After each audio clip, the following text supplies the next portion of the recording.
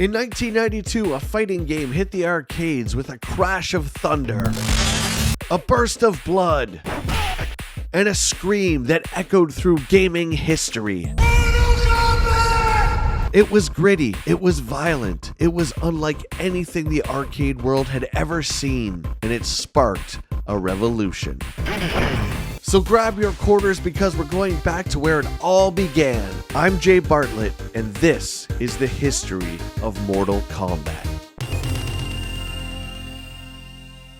The history of this legendary arcade game starts in Chicago, Illinois, with series co-creator Ed Boon. Ed was born in Chicago, Illinois in 1964. He graduated from the University of Illinois at Urbana-Champaign with a Bachelor of Science degree in mathematics and computer science. In the late 80s, he began working at Williams Entertainment. Williams was best known at the time for developing pinball and arcade games under the Midway brand. One of Ed's early roles at Williams was developing operating system software for pinball machines, creating the foundational code that controlled games' logic, the scoring, and mechanical features. He worked on the pinball games F-14 Tomcat and High Speed 2 The Getaway. Ed's early video game development saw him programming high-impact football in 1990 and super high-impact football in 1991. High-impact football is known for its over-the-top action, intense hits, and high-energy gameplay. The game also uses digitized graphics, a style very popular and one that was considered the future of gaming. The photorealism was seen at the time to outshine any sprite art, and a graphic style that would continue into Boon's future projects. The other half of this gaming dream team is John Tobias. John was born in 1969 in Chicago, Illinois, where at an early age he showed an interest in art and storytelling.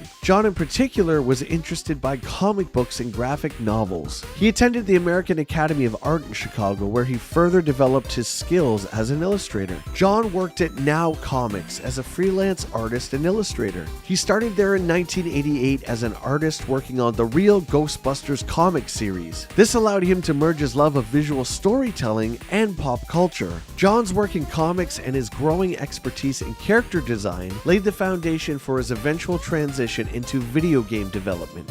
Ed and John would eventually meet each other at Midway Games. Midway Manufacturing Company was founded in 1958 in Chicago, Illinois. Originally, Midway started out as a manufacturer of amusement equipment, particularly mechanical arcade games and jukeboxes. For the first decade or so, Midway was mainly focused on producing these electronic games, which were popular in bars and arcades long before electronic games. In 1969, Midway was purchased by Bally Manufacturing.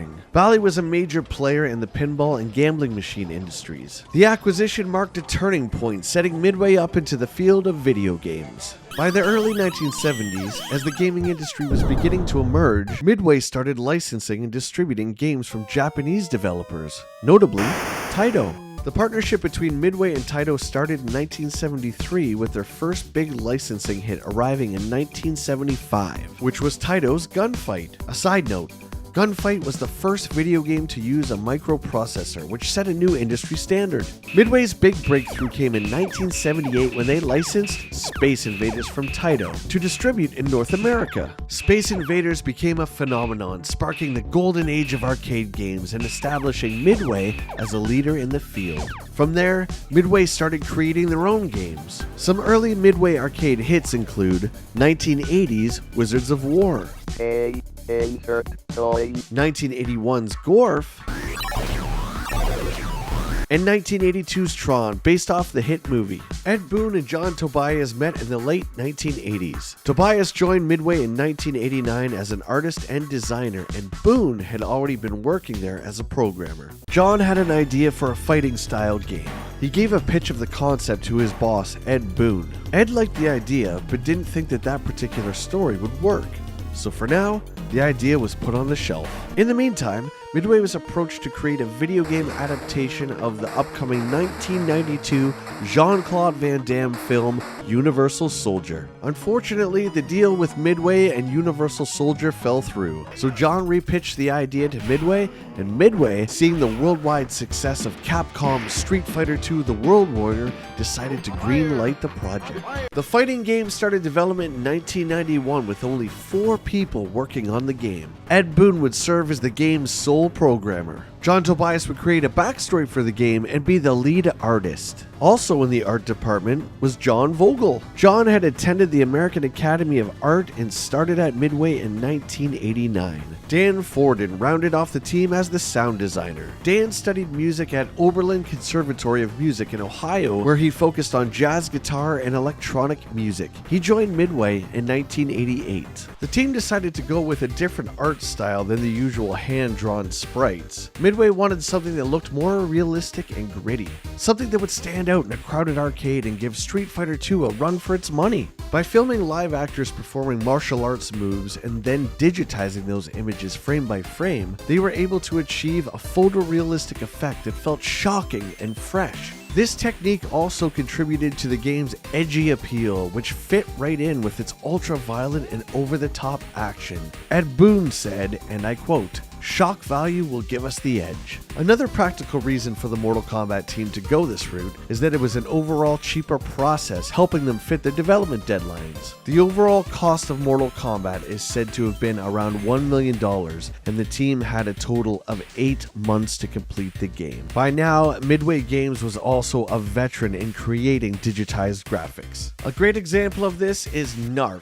Narc is a side-scrolling action shooter released in 1988. Designed by Eugene Jarvis, who is known for games like Robotron and Defender, he created this game that featured the heroes Max Force and Hitman, 2 narcotics officers that were taking the war on drugs to the streets. The game stood out for precisely 2 reasons: the digitized realistic graphics and the over-the-top violence. Terminator 2 Judgment Day is an on-rails shooter based off of the 1991 James Cameron film of the same name. The game captures the raw intensity of the film and used 2 mounted light guns so 2 players could play at the same time. Midway worked closely with Carl Loco Pictures to get access to props, costumes, and behind-the-scenes footage. This very successful arcade game also used the art of digitized graphics to ensure it would capture the grittiness and realism of the film, all the way down to the backgrounds to the likenesses of the actors Linda Hamilton, Arnold Schwarzenegger, and Robert Patrick. Even Ed Boon's previous titles, High Impact and Super High Impact Football, used digitized graphics to show off his version of football in a way that had never been seen before. John Tobias was in charge of creating the story, and he did extensive research on martial arts and mythology. John read about a cult of assassins from the northern part of China called the Lin Kuei. The idea of a ninja clan was appealing to him, and from this, the characters of Scorpion and Sub-Zero were born. The 2 ninjas would be similar in look, but arch nemesis to each other. There were a few concepts from Tobias' original drawing that either didn't make the cut or had a name change. Kitsune being one, Shang Lao's princess daughter, betrays Lao when she falls for Kang. This character would later become Katana and make her way into Mortal Kombat 2. Rakuro. Rakuro belongs to a race of demon warriors called the Rakuro Kubi, Demons of the Dark. Reputed to be savage barbarians, Rakuro will use this misrepresentation against his opponents. He will use the tournament to restore the pride and respect of his race. This character would eventually become Goro. Liu Kang, pictured here in Tobias' original drawing, also looked quite a bit different. Once a member of the super secret White Lotus Society, Liu Kang left the organization in order to represent all Shaolin temples in the tournament. Kang is strong in his beliefs and despises Shang Lao. He competes only for the chance to expose the true nature of the contest. Another character that was cut out completely was Yoshitsune Minamoto. He was a direct descendant of Japan's great Minamoto clan and is highly skilled in martial arts. And Michael Grimm, pictured below as the martial arts superstar, would just be renamed later to Johnny Cage. Continuing in John Tobias' sketchbook, we can see here the early character archetypes and a very early draft for the story. Shang Lao, who would later become Shang Tsung, corrupts the Shaolin tournament after Goro becomes the champion. Lao uses the souls of dead warriors to stay immortal and appease his gods. Shang Lao's gods want to invade our realm. They use the tournament to unbalance the Furies. When Earth's realm is in chaos, Shang Lao's gods can step through the dimensional gates. The final characters that would round out the cast would be basic in design, so the player would understand by visuals alone what the character was about without having to go into a heavy backstory. Now all John needed was actors to portray his creations. He found the talent he was looking for in a few of his close friends. Daniel Pazina. Daniel's a martial artist with a background in various disciplines including wushu and taekwondo. He was instrumental in choreographing many of the moves and stances in Mortal Kombat. Daniel plays Scorpion, Sub-Zero, Johnny Cage, and Reptile. Ho Sung Pak. Ho Sung Pak is a martial artist and actor. He began studying Taekwondo at age 8 and later studied Kung Fu, Northern Praying Mantis, Shaolin, and Tibetan White Crane. He was a stunt coordinator for the movie Teenage Mutant Ninja Turtles 2: The Secret of the Ooze, as well as the stunt double for Raphael. He played Liu Kang and Shang Tsung. Carlos Pazina. Carlos is Daniel Pazina's younger brother and martial artist. In Mortal Kombat, he portrayed Raiden. Richard DeVizio. Richard is an actor and the only original cast member to appear in every single digitized Mortal Kombat game. In the original, he plays Kano. Elizabeth Malecki. Elizabeth is a professional dancer and fitness instructor. In Mortal Kombat, she portrays Sonya Blade.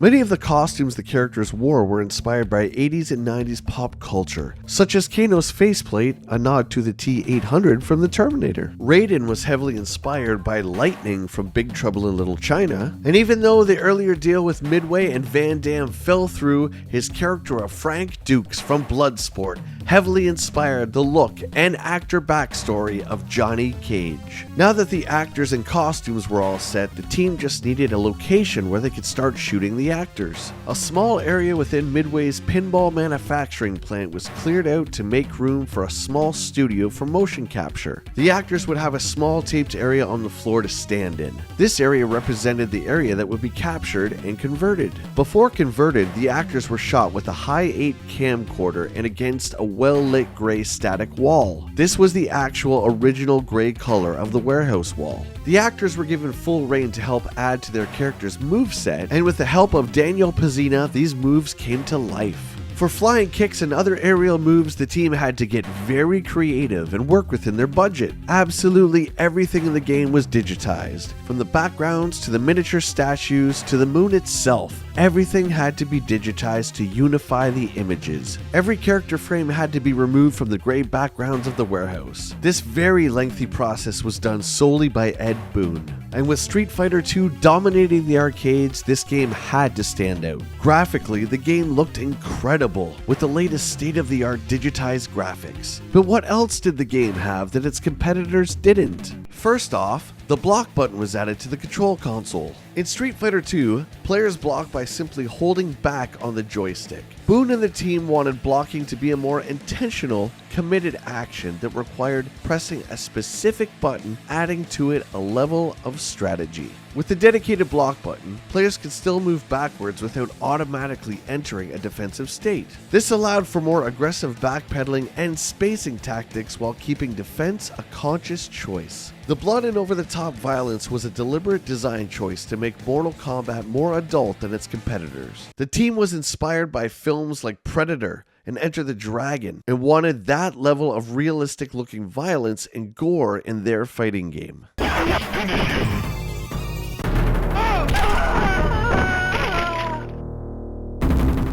Sub-Zero wins. Fatalities. Arguably the major part of Mortal Kombat that made it the smash hit that it is today. In Street Fighter II, when you get a number of connecting hits in a row, your opponent will fall down. When they stand up again, they will be in a dazed state. dizzy and unable to move. This gives the opponent a free hit. Ed saw this as a wasted opportunity and created the fatality. The idea was quite simple. Do one final brutal move to your opponent at the end of a 3-round fight. A move that was a secret that not everyone knew. A series of joystick and button combinations that resulted in an ultra-violent end to your opponent. The sound design in Mortal Kombat also needed to be amped up to separate it and to go along with its larger-than-life graphics.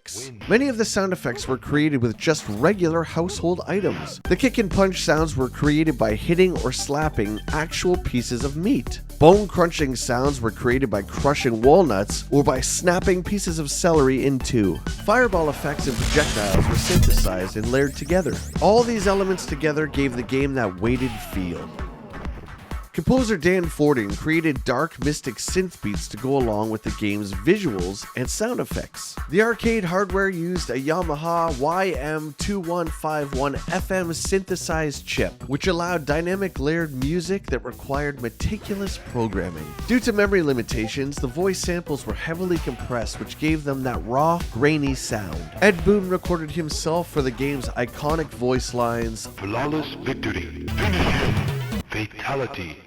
While Tobias' first draft of the story focused on the Lin Kuei ninja clan, it was later changed, expanded, and refined to the story that we know today. A secret ancient tournament known as Mortal Kombat is held once a generation. The tournament is a contest between Earthrealm and the dark parallel dimension known as Outworld. Tobias didn't want a martial arts game with just random unconnected fighters. He envisioned a universe. Hidden within the character bios and ending sequences are clues about the deeper story. The original 7 playable characters in Mortal Kombat are all visually interesting and inspired by pop culture. Sub-Zero, a cold-hearted ninja assassin from the Lin Kuei clan. Raiden, the god of thunder and protector of the Earthrealm. He joins the tournament in human form to help guide Earth's warriors. Scorpion, an undead ninja resurrected to seek vengeance on Sub-Zero, who he believes killed him and his ninja clan.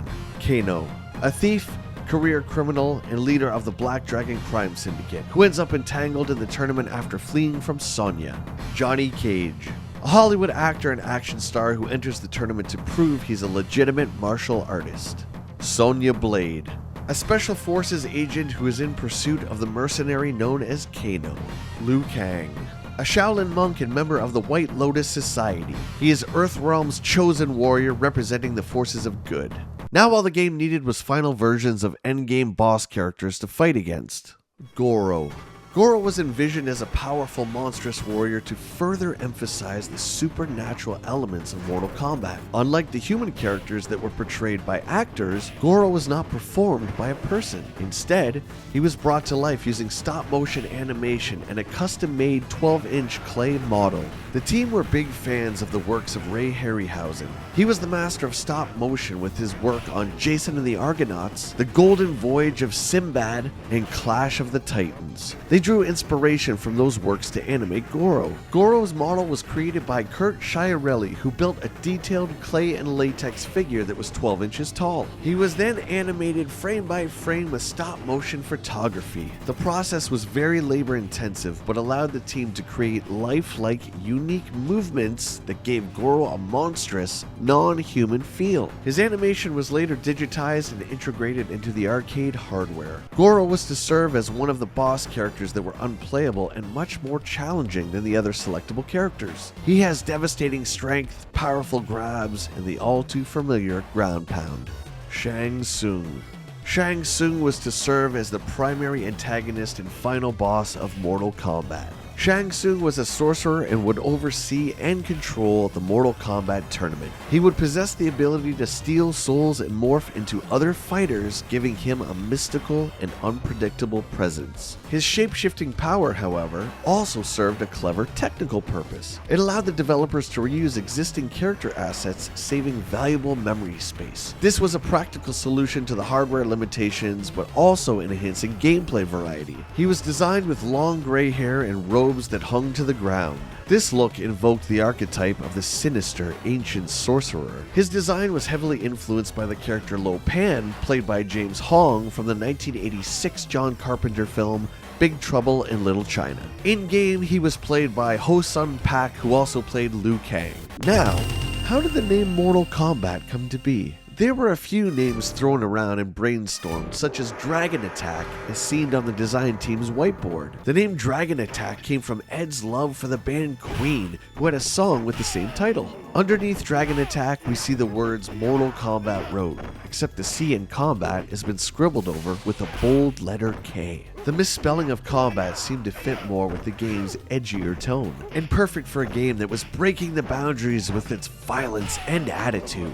The iconic Mortal Kombat logo was created when, and I quote, John Vogel saw a golden dragon statue on the desk of Midway's general manager Ken Fedesna. This statue was the inspiration for the now iconic design. They wanted a symbol for the series that was easily recognizable, like the bat on Batman's chest, or the S for Superman. To further quote John Tobias on X, the eventual icon design was an attempt at replicating the yin and yang symbol, which represented the balancing of the Furies, a core part of Mortal Kombat's early fiction. The first Mortal Kombat arcade game was publicly showcased in Chicago, Illinois in 1992, shortly before the game would be released in North America. According to Ed Boon, the original Mortal Kombat arcade cabinet was first installed and tested at a local arcade called Times Square Arcade in the Chicago suburb of Brockfield, Illinois. The location served as a test site where players could try out the game and developers could observe the reactions and gather feedback. What the developers didn't expect was the sheer volume of quarters that were flooding into the cabinet. The game was such a hit that people were lined up for hours to play. Eventually, though, players started complaining that the machine would no longer take their money. At first, the technicians thought it was a jammed mechanism. However, when they opened the arcade cabinet, they found the real problem. The coin box was completely full. So full, in fact, that the quarters were backed up into the coin chute, unable to drop into the box. It was completely shutting the machine down. Mortal Kombat was actually making so much money in that machine that it physically couldn't take any more. This was an incredibly powerful sign. The demand was real. The people were obsessed. And already, with just this one machine, rumors and secrets were being passed and traded around the arcade. Rumors of a green ninja knocking your opponent off the bridge stage, and something called fatalities. Mortal Kombat was officially released in October of 1992, and even though it was released close to the end of the year, it still became one of the top 5 arcade games by revenue in the US, selling an estimated 10,000 units. And in 1993, Mortal Kombat sold just over 25,000 units, putting it second only to Street Fighter II Champion Edition. Arcades saw long lines to play the game, and word of mouth spread fast thanks to gamers. And popular gaming publications like Electronic Gaming Monthly were first showed in its pages in issue 38 from September of 1992. And I quote, "Congratulations to the designers and programmers of this phenomenal triumph in gaming. Mortal Kombat first appeared in Game Pro magazine from November of 1992 on page 18. The article was written by Hack and Slash, and I quote, Mortal Kombat is taking arcades by storm, commanding lines even longer than those of Street Fighter II. With its beautiful graphics and gut-wrenching gameplay, Mortal Kombat is clearly making a bid to be the fight game champ. Check it out to see if you think it's a worthy title." Mortal Kombat has left an undeniable mark on the gaming industry and pop culture. It revolutionized the fighting game genre with its digitized graphics, brutal combat mechanics, its secrets, and famous fatalities. It would become a cultural phenomenon, spawning sequels, films, and merchandise. Its legacy endures as a pioneer of both gameplay innovation and the ongoing conversation about media and morality. And when Mortal Monday was upon us, September 13th, 1993, and Mortal Kombat finally came into our homes and onto our consoles, it not only attracted gamers, but senators too. Senators who wanted to put an end to violent video games like this, and a certain Sega CD game called Night Trap. But that is another story. I'm Jay Bartlett, and thank you for watching the history of Mortal Kombat.